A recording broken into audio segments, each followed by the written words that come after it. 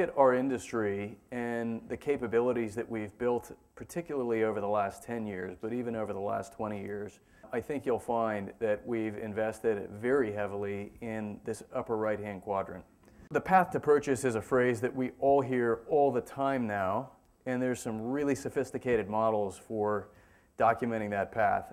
But let's just start with a really simplified model that says that at any given moment, a shopper is either out of the shopping mode, that is, doing anything other than shopping or thinking about shopping, or the shopper is in the shopping mode. And secondly, on that vertical axis, the shopper is either out of a store or they are in the store. So I think many of us are familiar with the phrase first moment of truth, and a lot of us have really spent a lot of time, energy, and money in building a discipline around catering to that first moment of truth. And that first moment of truth, as it's been described, is in the store, in the shopping mode. It's at the shelf. So the Point of Purchase Advertising Institute, shoppermarketing.org, everybody, including some of the biggest players in our industry, have said the first moment of truth is in the store. And I'm not here to tell you that that's never true. It is true for certain brands, for certain categories, for certain manufacturers. I'll tell you who it isn't true for: retailers. Retailers have to win the trip. Their first moment of truth is before the store.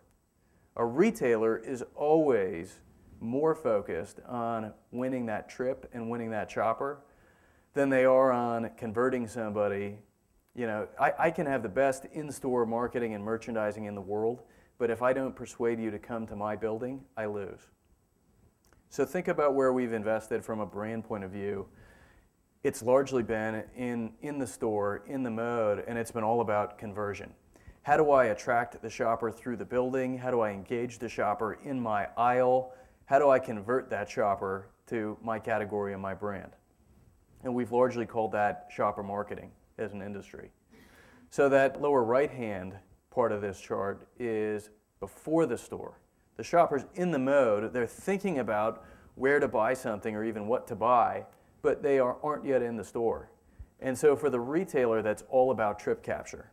Now what we've seen over the last 5 or 10 years is trip capture has increasingly been about winning search. JCPenney, now for the 4th time I think, has had their wrist slapped for manipulating search results on Google so that for any number of vague queries, their brand landing pages turn up on page 1. There was a study done that shows that being on page 1 and being that first search result is worth about 5 times more than being the 2nd, the 3rd, or the 4th. And here's why. Because the shopper doesn't start shopping when they read the Sunday paper. The shopper doesn't start shopping when they walk in the building. Increasingly, the shopper starts shopping from their handset, from their desk at work, or from home.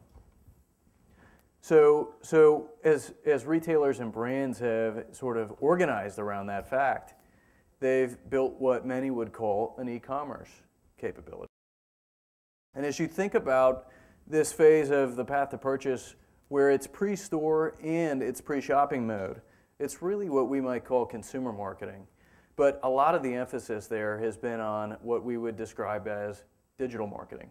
It's all about activation, it's all about reputation management, it's really about driving awareness, driving engagement, building brand equity. And if we believe that these devices are going to be even more deeply penetrated in the shopper base, we have to fundamentally understand how they're going to engage with these media and how we're going to connect with them.